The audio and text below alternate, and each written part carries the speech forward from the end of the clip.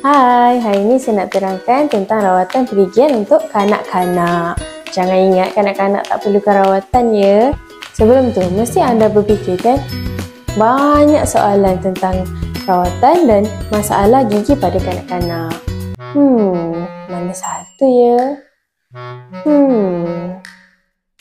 Betul ke?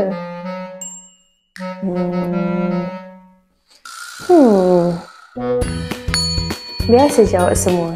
Rawatan akal untuk kanak-kanak ataupun dipanggil pulpotomi adalah rawatan untuk kita bersihkan gigi itu dari infeksi bakteria. Jadinya, kanak-kanak yang mempunyai gigi lubang yang terlalu dalam dan dah ada nanah tapi masih kuat, doktor boleh buat pulpotomi.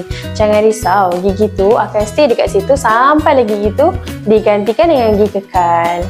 Untuk anak-anak yang giginya berlapis disebabkan pertumbuhan gigi kekal, jangan risau. Nanti giginya akan bergerak ke hadapan sekiranya dia mempunyai ruang. Sejadinya, sementara nak tunggu anak-anak membesar, bolehlah jaga kebersihan mulutnya. Bawa dia jumpa dentist 6 bulan sekali dan boleh ajar dia berus gigi dengan cara yang betul dekat rumah. Kanak-kanak berusia 6 bulan tidak pandai membersihkan gigi. Jadi, peranan ibu bapa adalah untuk membersihkan gusi dan gigi.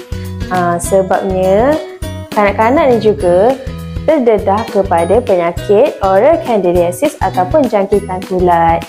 Sebab tu, kena bersihkan betul-betul ya lidah anak-anak. Awal umur 6 bulan juga, gigi dah mula tumbuh.